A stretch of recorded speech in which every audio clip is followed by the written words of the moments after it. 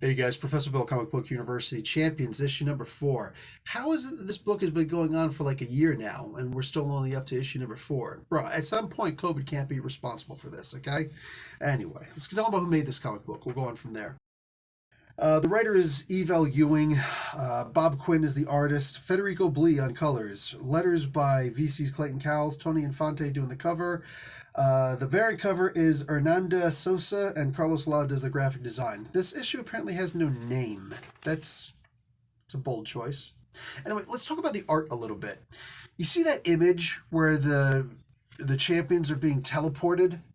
Yeah. I was asked not too long ago about actually my live stream episode number 201 that I just did last Saturday, 8 p.m. Eastern Standard Time, like I do every week. I was asked which is better, comic books or literary novels. I talked about I incorporated a lot more into it, and I talked about the differences between them and why my pick is typically comic books, but what each one offers and what comic books are actually capable of, even though they've rarely, if ever, reached their full potential. You know what I'm saying? Every so often, yes, and that's usually in an Alan Moore comic book, but you know, sometimes they have the potential to be the best of all the mediums. They really do. All that being what it is, yeah, go check out episode number 201 of my live stream on YouTube for more detailed answers on that. Anyhow, the art in this book, it really shows what I meant in there. How you can like a literary novel has to go into detailed explanation about this, that, and the other thing, and all these things that you have to talk about. You know, like, oh, the grass is red. I always talk about how Anne Rice had 6 pages. No, seriously, 6 pages in Interview with the Vampire about the grass in front of the castle. My God, man. No grass is that good. No grass is that good. Yeah, she talks about that, and just like with a comic book, you can just show the grass. You know what I'm saying? And depending on the artist and the colorist, you could just show the grass for crying out loud. So there's a lot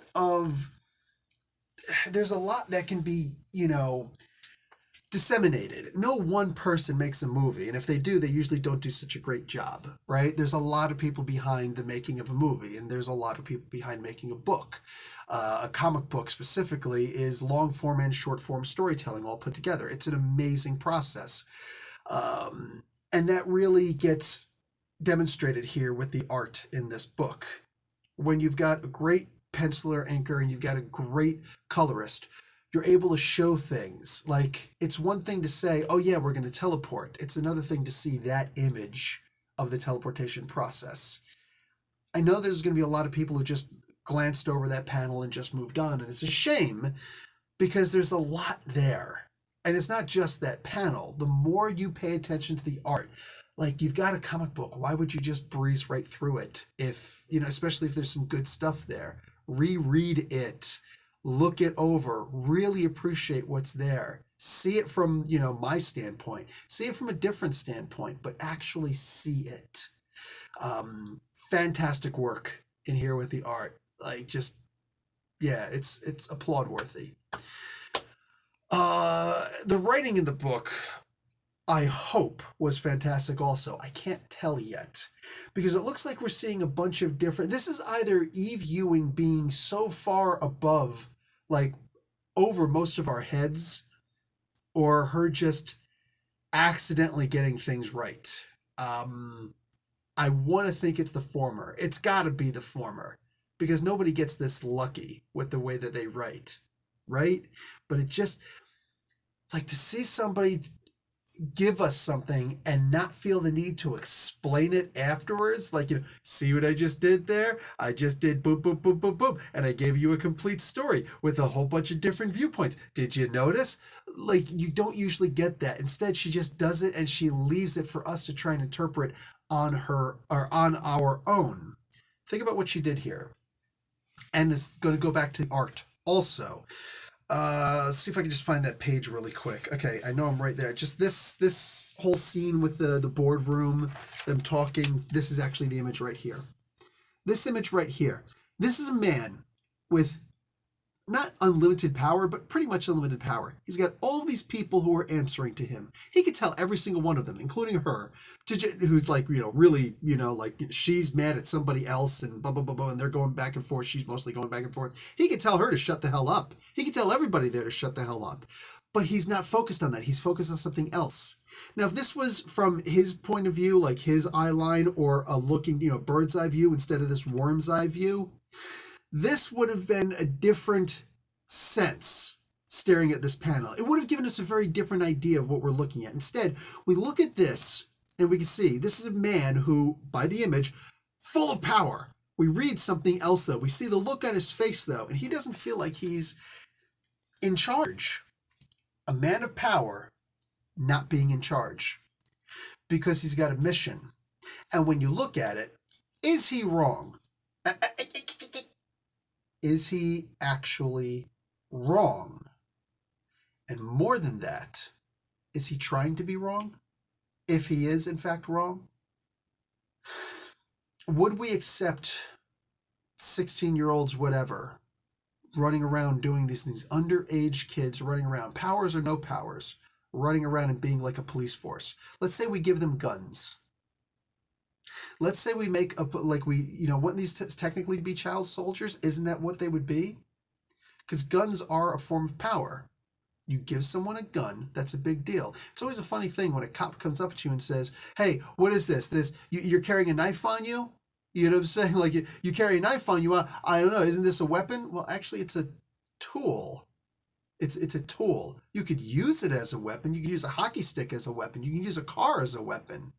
But it's funny that here's this person with a gun asking someone why they have a knife.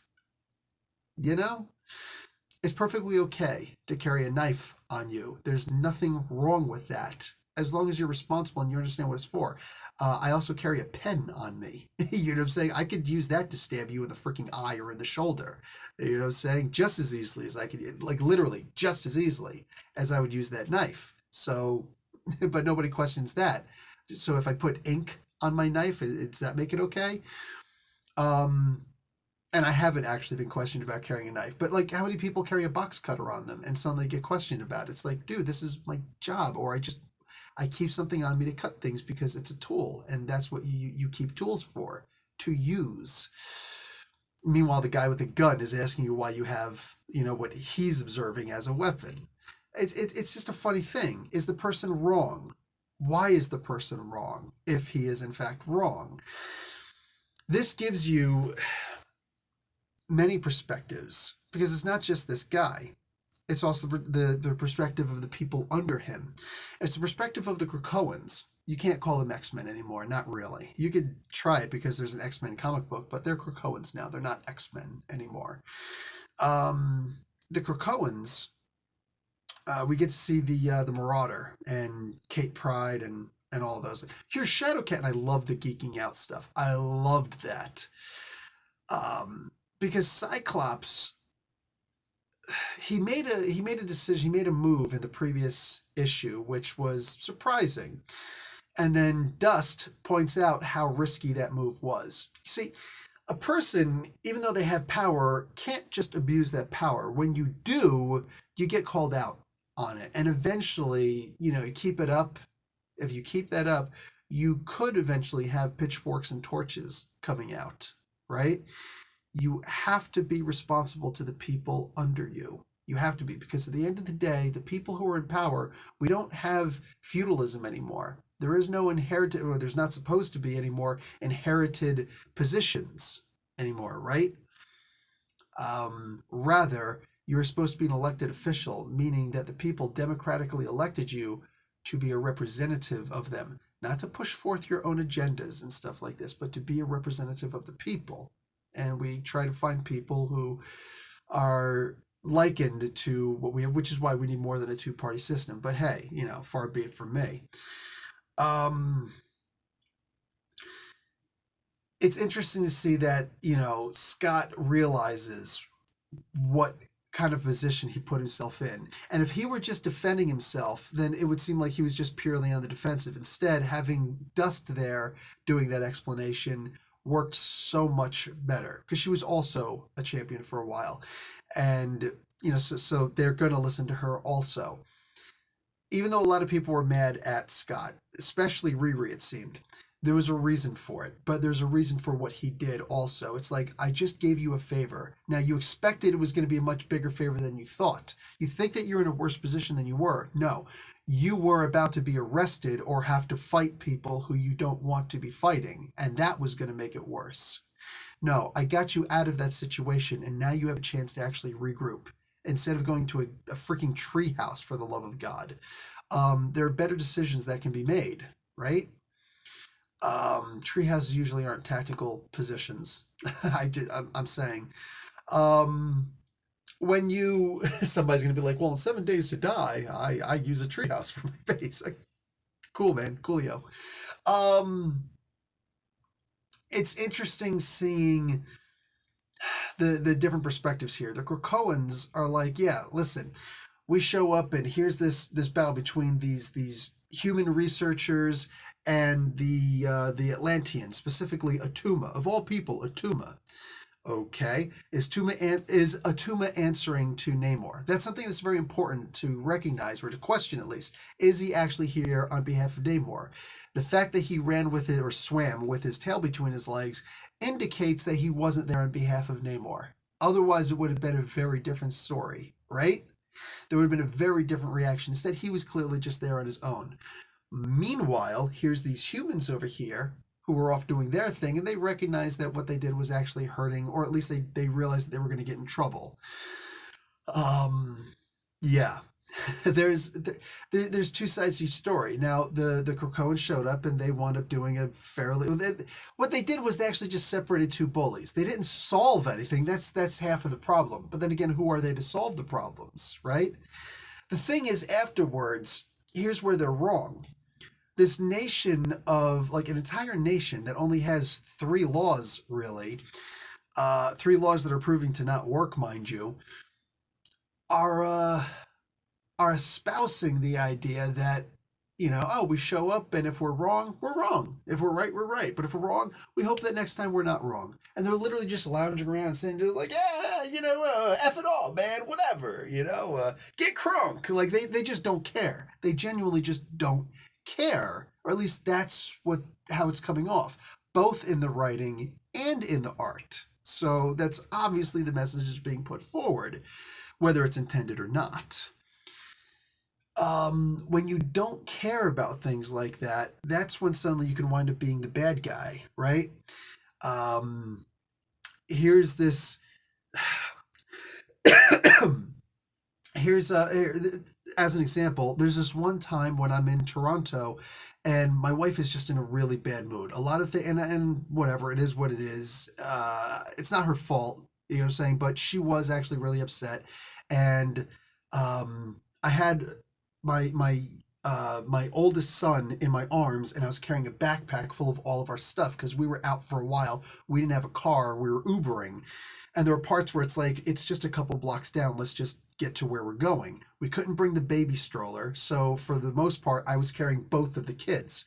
But she went and she put the youngest one down, and he was sitting down, and the oldest one, I put him on top of this, big, it's kind of like a pillar, but whatever. It's a thing. It's a flat thing that comes up to about my waist so that I could fix his face. There was something, I don't remember what, I got something on his face, whatever it was. I was trying to, like, clean off his face. No, I wasn't doing the old Italian, but something to that effect. I was getting wipes out, the bag and whatnot.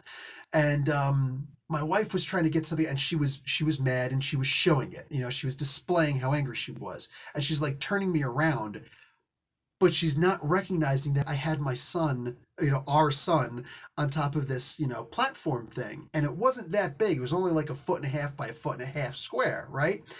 And she's turning me, so now I can't make sure that he doesn't fall off. And he was only like 3 at the time, so yeah, a little dangerous there, a little dangerous. And I'm like, no, I need to get. She's like, I just need to get the thing. I was like, babe, stop. Like he's on the thing. It's like and she like yanks me. I'm a huge guy. You don't freaking yank me, especially when I'm trying to explain something. So boom, I turned around and I held my son again, but I turned to her and I actually lost it at this point because she wasn't listening and it was dangerous. So I actually screamed at her. And I'm like, what the hell are you doing? You don't see that he's on this platform? I lost it. I genuinely lost it. My emotions got the higher of me. I was 100% in the right. Let's just be honest. Because if he falls off that thing, it's a city. He falls, he cracks his head on the concrete. Yeah, not worth it, me being extra nice because she's a girl, my wife. No, nonsense. She's a grown ass adult and she did something extremely stupid. So I screamed at her. And it was only like two things that I yelled.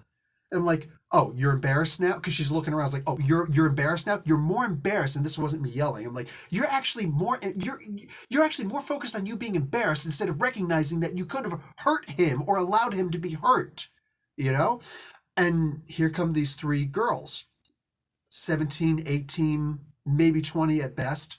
And they come walking by, and the middle one just has to be super opinionated. It's like, why don't you just shut up?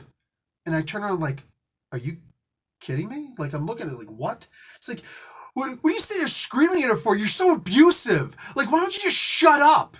And it's like, oh my God, I stopped yelling. I realized that I'm in public. And I was like, damn.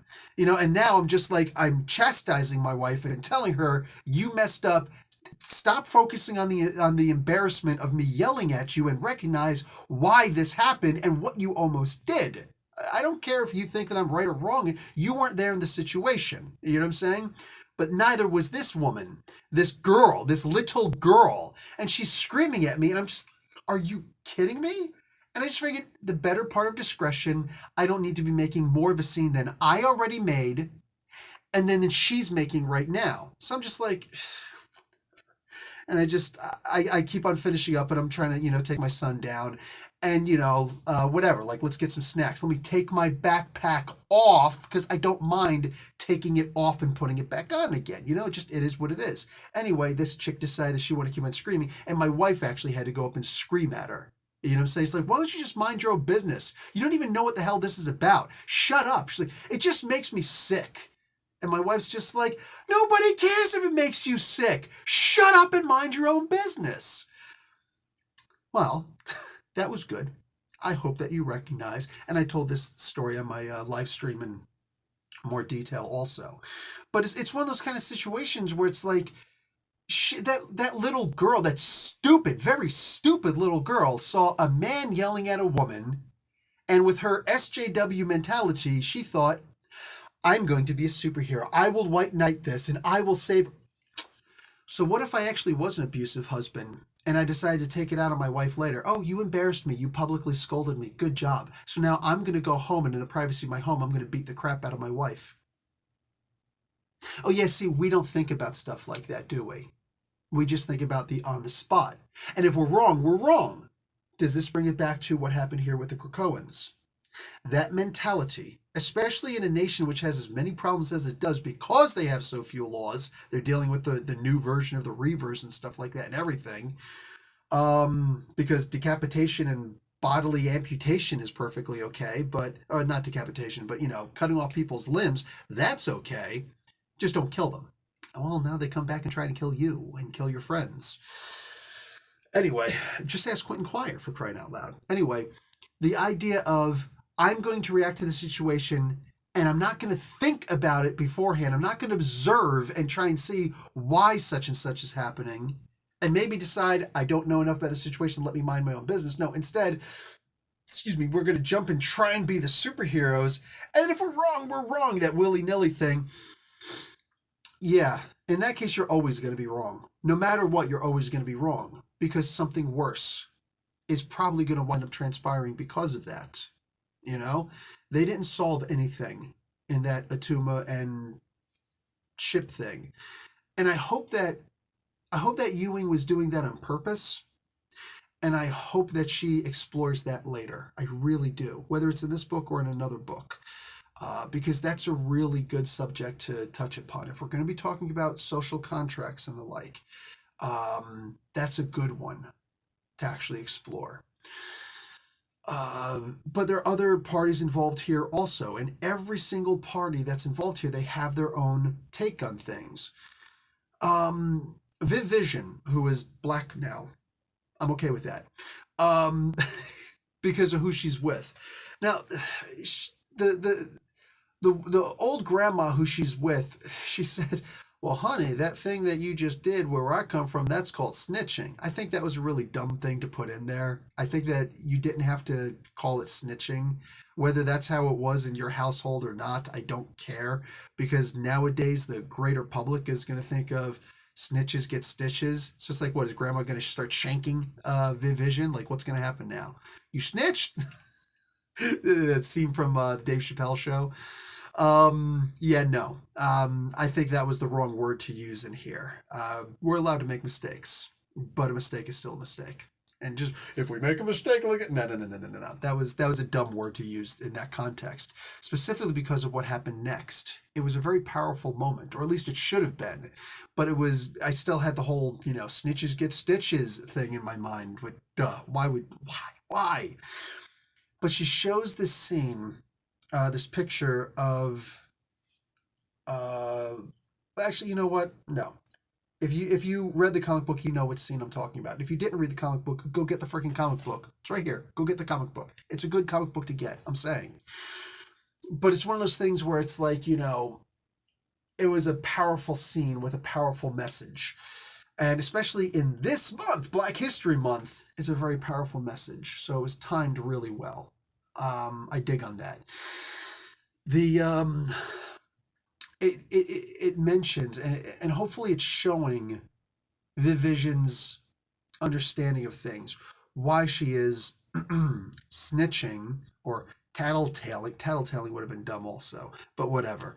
Why she's informing on her friends. You know what I'm saying? She's being the informer. Oh God, there's an MC Snow song there, isn't there? um, it's the idea that here we go with this moment where Vision Viv Vision is young. Viv. She's very young. And she doesn't have she comes from this computer mentality where everything's calculated and blah blah blah blah blah whatever. And Ewing is exploring her more than the previous two writers, which is Zub and for crying out loud. Oh, this kills me that I can't remember his freaking name right now. But anyway, Mark. So anyway, it's she's exploring her more. It's not just the idea that she's got high speed internet, she's a hotspot. Yeah, and there's so much more to explore to this character than just she's an internet hotspot. So what? Right? That's the best you could do. To me, that's like making a character gay just to make the character gay. Gay is my superpower. How about you actually have an identity other than just who you're sleeping with or who you choose to sleep with? Like, that's dumb. Nobody makes a straight character like that. It's like, my superpower is that I'm straight and that I like to sleep with a lot of men or women. Like, nobody cares. Nobody cares. So basically, your power is that you're a slut. Who cares? And this is not slut shaming. It's literally just pointing out that's the way so many gay characters are written nowadays. I'm going to make the character gay for inclusion. But what's the purpose of anybody, gay or otherwise, to read a character if that's the only thing about the character? No. Actually give me some depth. And that's what Ewing is doing with Viv Vision right now. She's giving her some depth. She's a former robot, synthesoid, I know. She's a former robot. She's a machine who is suddenly made human. But now she's actually trying to, we're kind of ignoring some of the stuff. Mark Waid, damn it. That's the name, Mark Waid. We're trying to forget some of the stuff that happened before, and we're re-exploring these ideas that weren't even close to fully fleshed out. The idea that Viv Vision sees that there are laws on the books, and they're not being followed. And this grandma is showing sometimes laws are wrong. Sometimes you have to break laws to show how wrong those laws were. Or in this case, are. So we've got the idea of kids with guns. Bad. We've got the idea of laws for the sake of having laws and following them just because they're the laws, sometimes bad, oftentimes bad. We've got the idea that, having no laws, bad, right? We've got the idea of, doing a friendship thing because you're in a position of power, also bad. We've got so much there, and Ewing is giving us so many different perspectives that I love it. There's so much with this comic book issue. I wish I would have gotten to it earlier in the week. It's just I'm busy doing my immigration refugee consultation classes, so I'm effing busy. You know, this this was a really powerful book to show some of the incredible. The idea that Ewing can see things from so many different angles, from so many different perspectives, is good. It's a fantastic thing to see so many angles being covered, and yet no judgment was actually made on it. Instead, it's left for the reader. And I'm going to say probably 98 or better percent of the time, I bet you most people just looked at this and just, saw what they wanted to see from their own preconceived misconceptions, as opposed to stepping back and seeing everybody's point of view on things. It's so funny. Oftentimes, people, myself included, people like me wind up being chalked up as the bad guy because, oh, how could you think such a such? It's not about what I think. It's about what I'm observing. That's all. And I'm trying to see it from multiple different angles. Oftentimes, you could say to someone, you are a beautiful person. You are an incredible person. I love like so much about you. You're great with kids and you're great with this and that and the other thing. And like you shine at your job and all these things.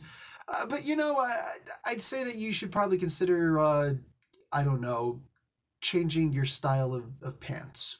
That's it. You could say, and it doesn't matter where you could put it. You say the first thing or the last thing. Is the bad thing that you say to the person, or slip it in between someplace.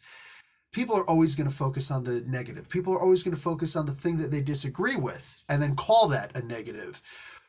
On average, your average person is too, with all due respect, blind as a bat to recognize that there can be differences of opinions without there being the necessity for a fight or an argument, right?